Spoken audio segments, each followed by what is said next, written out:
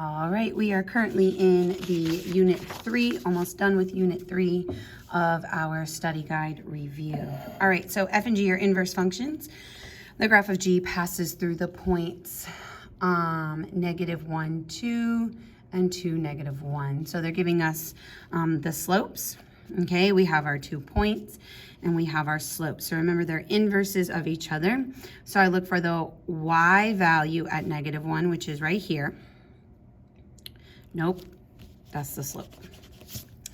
The y value right here. The y value at -1 is an x value of 2. So I come here, and the slope of is -1. So when I do the reciprocal of that, I still get -1. Okay. Over here for g of 2, so I'm looking for the y value in the ordered pair of +2. That's this one. So my x value is -1. This slope is a -2. So when I do the reciprocal, that's just going to be a -1/2. Here's another way you could like set up a little table.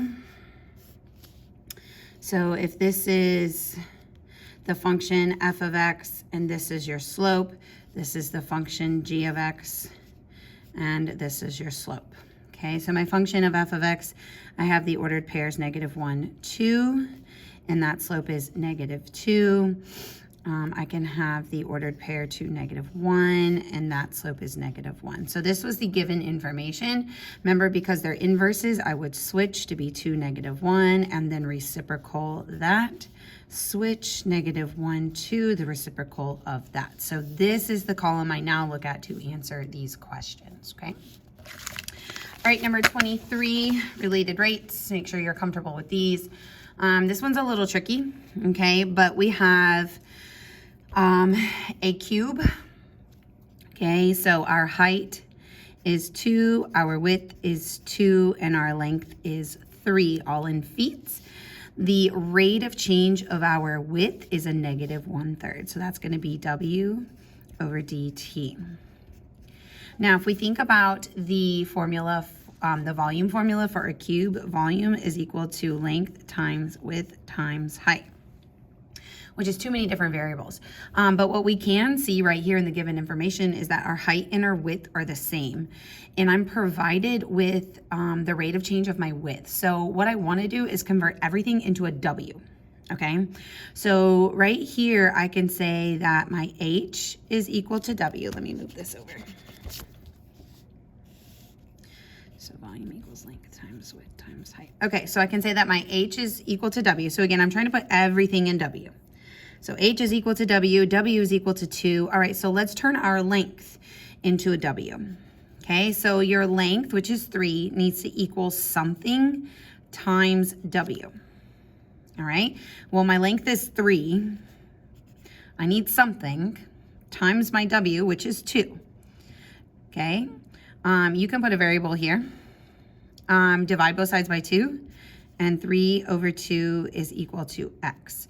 So we can say that length is equal to 3/2 W. So what this turns into is length is equal to 3/2 W. All right, so we have W, W, W, and that's what we want. We want all of our things in terms of W. So now this equation now looks like volume equals length, which is 3/2 W, times width, which is W, times height, which is W. Okay, so we're going to simplify before we derive. We're asked for the rate of change in the volume, okay, when the width is 1. So 3/2 W cubed. Right now it's time to derive. dV over dt equals 9/2 W squared dW over dt. So we are solving for dV over dt. We have dW over dt. It tells us that we want to do it when our width is 1, so I will replace this W and dW over dt to solve for the rate of change of my volume. So dV over dt is going to equal 9 times 1 squared, which is just 9/2, and then times a -1/3, which was provided to me. So this is going to give me a -9 over 6. You can leave it like this if you want to, or you can reduce, which will be a -3/2. And because this is volume, -3/2 feet cubed per hour. Now remember the time, oops, I did too much. The time changes units when you derive, but not the, not like the distance units, okay? Okay, so this was part A. All right, part B, the amount of time it will take for the block to completely melt. Okay, so since everything is in W, we're gonna kind of use W as our starting point. So I wanna know for part B, when is my volume equal to 0? Well, since everything is in terms of W, that means when W is equal to 0, okay? So I know that my width is decreasing at a rate of 1 foot for 3 hours. If I start out at 2 feet, okay, to turn 2 into 0, I subtract 2. So it's gonna take me 3 times 2 hours, which is 6 hours. So here's a little equation for you. I start out at 2 feet per, we don't know how many hours, equals, I want to get it down to 1 foot, 3 hours.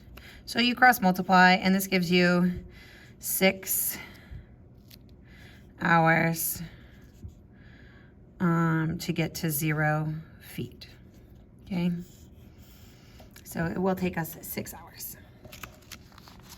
All right, number 22, a point moves along the curve so that the rate of change of your y coordinate is increasing at 4 centimeters per second. Find the rate of change of your x coordinate in respect to time when y is equal to 2.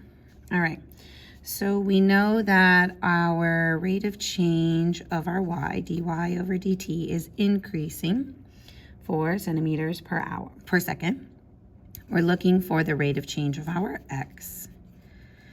Okay, we're gonna do it when y equals 2, but we have 2 variables. So let's figure out, well, what is x when y is 2? So let's solve for x. So I'm gonna do 2 equals the square root of x, square both sides. That gives me 4 equals x. So now I have everything that I need. So I'm gonna come over here and I'm gonna derive. All right, so we wanna rewrite that square root of x as x to the 1/2. So we derive, we get dy over dt equals 1/2 x to the negative 1/2 dx over dt. All right, I'm gonna replace what I know. I know dy over dt. I also know what x is, okay? So dy over dt is 4 equals, and I'm gonna rewrite this. This is x to the negative 1/2, which means it's the square root of x in the denominator. So 1 over 2 times the square root of x, which is 4 times dx over dt. All right, so this is going to equal 4 times square root of 4 is 2. 2 times 2 is 4, so that's going to be 1/4 dx over dt. Multiply both sides by 4. And the rate of change of our x is 16 centimeters per second. Don't forget your units. You will not get all your points if you don't put your units. All right, unit 4. All right, we are using our tangent line to approximate a particular value. So when you do that, you need to have a point of tangency and you need to have your slope. All right, so number 1. So we have an x coordinate. So my point of tangency and my slope of my tangent line. So I have part of my point of tangency. My x coordinate is -6. To find my y coordinate, I'm simply going to plug that into my original equation. So I'm going to do that right here. -6 over -6 plus 5. I don't derive or anything, okay? So that's going to give me a +6. All right, now I need to find my slope. So I'm going to derive this.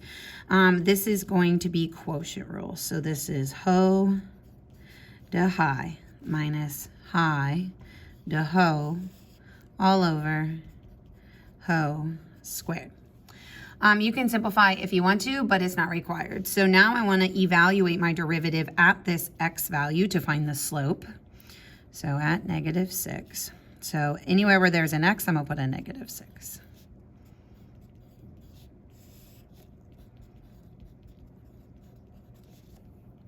All right, I'm going to go this way to try and save some space. Negative 6 plus 5 is going to give me a negative 1 plus 6 over negative 1 squared, which is 1. So that's going to give me 5. So my slope is 5. And so now that I have my point of tangency and my slope, I just plug it into point slope form. So y minus y1 equals m times x minus x1. Now that I have my equation of my tangent line, I can plug in this value. I'm pretty sure this one was a no calculator question. That's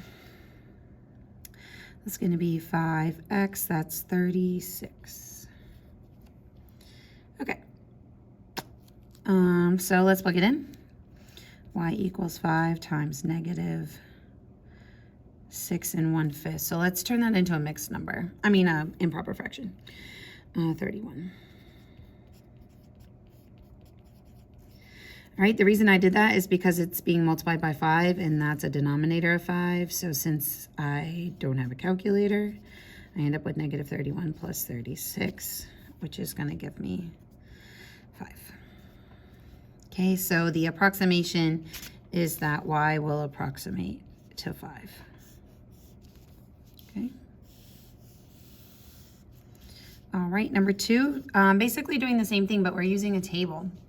So it feels like there's less information, but you just have to dig for it a little bit. So right here, this is my x coordinate, okay?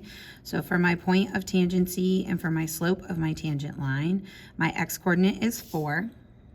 Okay, well, when I plug 4 into my original function g, I get 3. So there's my y coordinate. All right, and then for my slope of my tangent line, I don't have to do anything, okay? So I'm going to just quote unquote plug in 4 into my derivative and I get negative 2. So my slope is negative 2. So a lot less work. They did all the work for you. You just had to pull it from the table. So just make sure you read the table.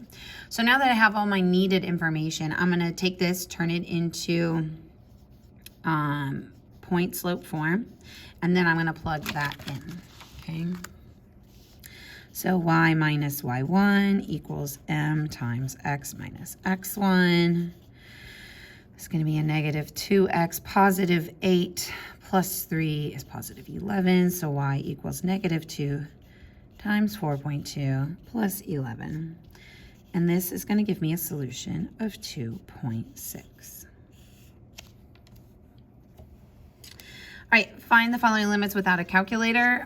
These first two are limits to infinity. So this is where we look at what's growing faster. Is it the numerator? Is it the denominator? Or are they growing equally? So then you just take the ratio. All right.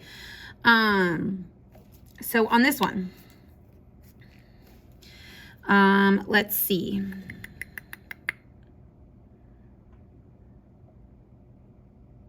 I said that this one was L'Hopital's rule, but I don't think that is because of the infinity. Okay. So if I plug in infinity, I have the natural log of infinity, okay?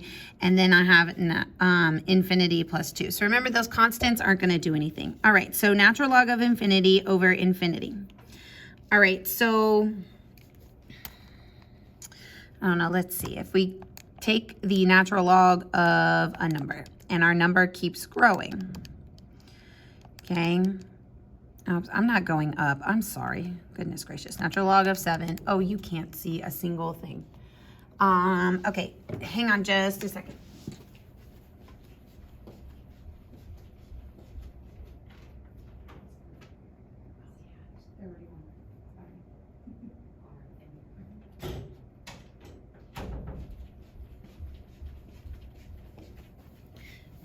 Okay, sorry. All right, ln of 7, ln of 8, ln of 9, ln of 10. So like it's growing, but it's just growing slowly, okay? But my denominator, that's gonna grow so much faster. So when my denominator is growing faster, this limit to infinity will be 0, okay? All right, oh, I was not allowed to use a calculator, but I just wanted to show you the pattern of natural log. It's a very like gentle graph. Okay, it's not like the exponential. It's very gentle. Okay. This one we look for our largest exponents. Again, we're going to infinity, so we have 4 and 4. So all these other ones just kind of disappear. And I have the limit as x goes to infinity of 5x to the 4th over x to the 4th. That cancels, and this limit is equal to 5. All right, over here, we're going to try direct substitution. If I plug in 2, e to the 0 is 1. So 3 times 1 is 3. 3 minus 3 is 0. 8, 8, 0. So like my numerator and my denominator are going to 0. So since this is approaching a constant, what I really want to do to get my full points here is to show, because if you want to do L'Hopital's, you have to show each step. So like I have to show that the limit as x approaches 2 of my numerator approaches 0. And I have to show that my limit as x approaches 2 of my denominator equals 0. This is enough to say we can apply L'Hopital's. So the limit as x approaches 2, I'm going to derive. So this is going to be 3e to the x minus 2 times 1. Again, my constant's going to disappear over 4. All right, now I'm going to do direct substitution one more time. I'll plug it into right here. This is going to give me 3 in my numerator and 4 in my denominator. And then that is the limit for that one. Okay. All right, use the graph above to find the following limit. Okay, G prime are both continuous, and here is F. So we want to find the limit of f of x over 2 times g of x minus 6. So I'm not really going to do anything much different than I just did. So I'm going to try direct substitution. If I plug in 4, the limit of f of 4 is 0. Okay, so the limit of f of x, like if I plug in 4, as I approach 4, which is right here from the bottom, from the top, okay, I get 0. On this one, g of 4 is 3. 2 times 3 is 6. 6 minus 6 is 0. So 2g of x minus 6 will equal 0. So I need to show, I need to show these two things in order to get all my points for L'Hopital. So now I'm going to L'Hopital, which means I derive the top and I derive the bottom. Okay, so I still write my limit notation. So my limit as x approaches 4, this just turns into f prime of x. Remember, if it's a graph, that is the slope. Okay, and then in my denominator, it's 2 times g prime of x, and that constant disappears. So now I'm going to substitute my 4 in one more time. So we had to figure out f prime means I need to figure out what is the slope of my line at 4. So I'm going to go a little bit before and a little bit after. So up 1, 2, 3, 4 over 1, 2. So up 4 over 2. Rise over 1 gives me 2 in my numerator. And then this is going to be 2 times g prime, which is negative 2. So that's going to be 2 over negative 4, which is negative 1/2. So my limit is negative 1/2. All right, so remember, absolute extrema and global extrema mean the same thing. Okay, we are doing this one without a calculator. So step number 1 is I need to find my critical values. Okay, so in order to find my critical values, I need to derive. All right, so f prime. So when I derive, this becomes a negative x. The 1/3 is turning into a 1 after I multiply it by 3, x squared, and then plus 1. So I want to find my critical values. I want to solve. So 0, x squared plus 1.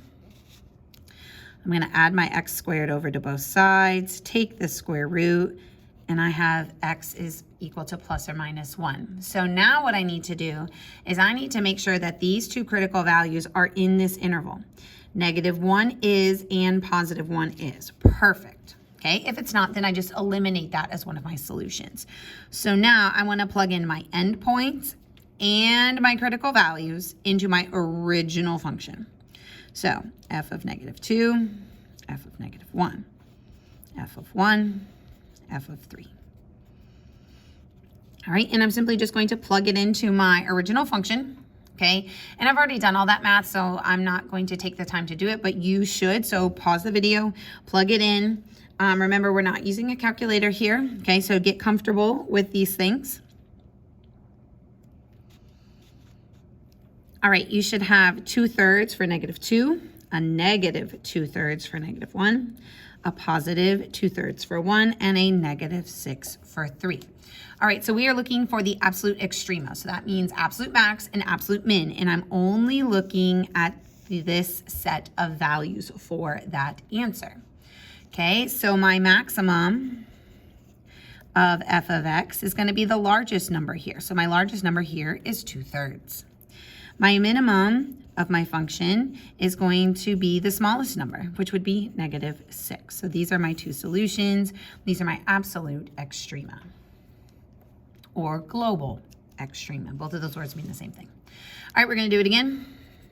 So again, step number 1 when looking for absolute extrema is to take the derivative and find your critical value. So when I take the derivative of this one, we should recognize that these two are reciprocals of each other. So when they get multiplied, they turn into a 1. Don't forget to subtract 1 from your exponent, and then -1. So because I want to solve this, I'm going to rewrite this without the negative and without the rational exponent. So that's going to be 1 over the cubed root of x minus 1. Add 1. Multiply both sides by cubed root of x. Cube both sides. I'm going to get 1. Okay, but we cannot forget right here that x is not allowed to equal 0. Because if x equals 0, first of all, it's in the denominator. Okay, second of all, if x is 0, we end up with an answer that says 0 equals -1, which is not a true statement. All right, so we will also have this second solution of x equals 0 because of that.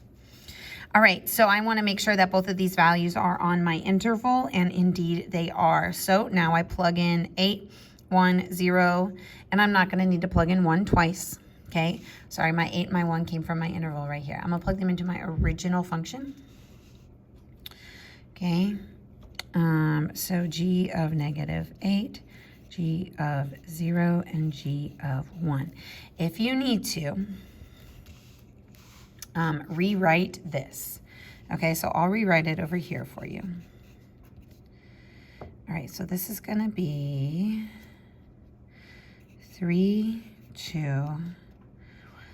That's going to be the cubed root of x squared minus x.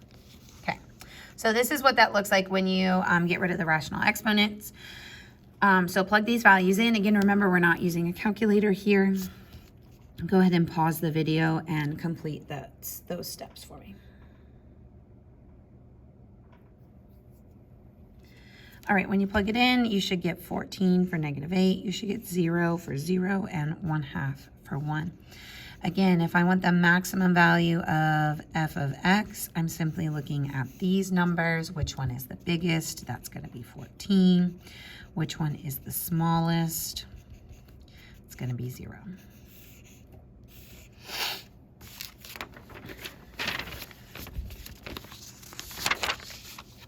All right, mean value theorem. Okay, so with mean value theorem, you need to check first if it's continuous.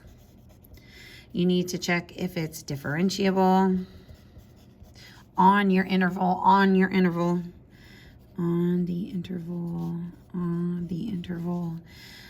And then you can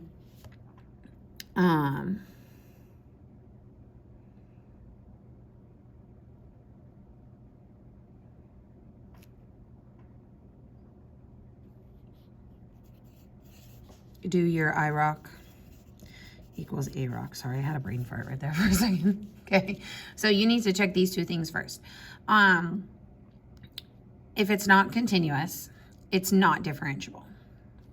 If it is continuous, you still need to check if it's differentiable, because sometimes it's continuous but not differentiable.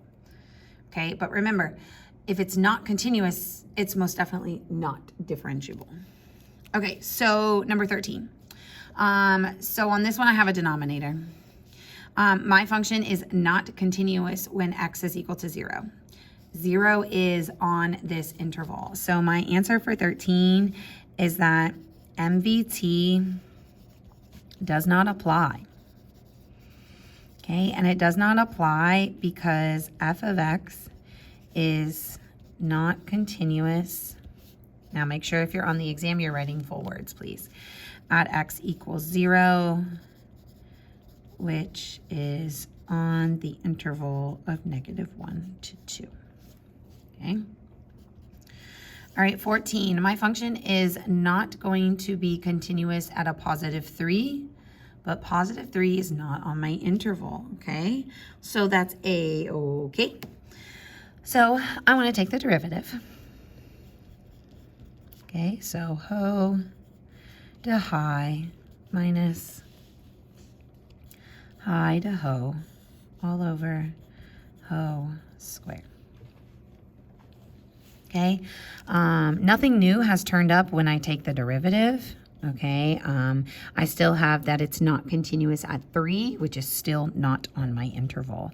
So this gives me x minus 3 minus x. My x's disappear and I get -3 over x minus 3 squared. Okay, so this is my derivative.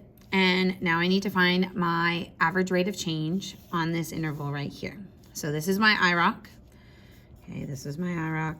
Now I have to do my AROC.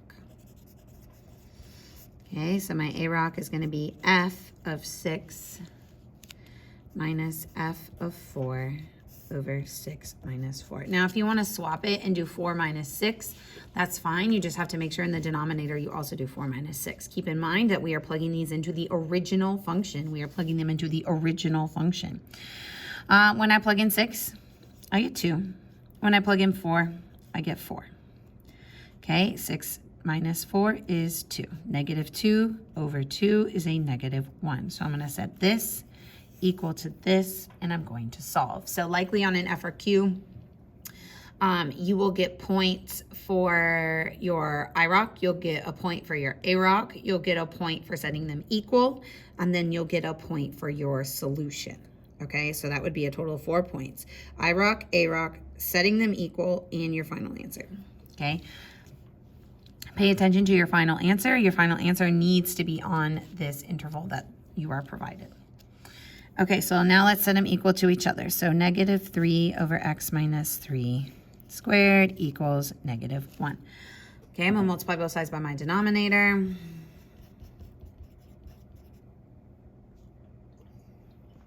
Divide out my negative. Square root.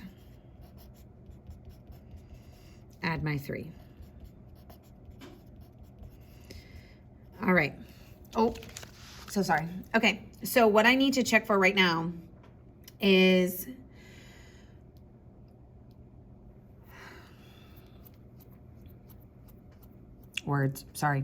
I need to see which one of these solutions or if both of them actually lie on my interval. So I need my number to be bigger than 1. Okay, bigger than 4. So the square root of 3 is going to be a little less than 2 because the square root of 4 is 2. So this is going to be a little less than 2. And I don't know, let's just say -1.5. So -1.5 plus 3 is not on my interval from 4 to 6. So the only solution that will be on my interval will be my positive square root of 3 plus 3. And remember my, nope, that's not this one. All right, so here is our solution. Here, oh yeah, no, it is a C value. Okay, my X will turn into a C. Okay, I'm not 100% sure if you will lose points if you put a X instead of a C. I'm pretty sure you won't, but it just is little minutia details to pay attention to. All right, one more, number 15. Okay, here's this one. All right, think about what an absolute value function looks like. This is an absolute value function shifted to the right, 3 up 2. Okay, what's happening at that vertex? It's a sharp turn. Okay, so my sharp turn is happening when X is equal to 3. 3 is on my interval. So while this function absolutely is continuous, like it's fine, it's continuous, but it's not differentiable, okay? And that value is on my interval. So MVT does not apply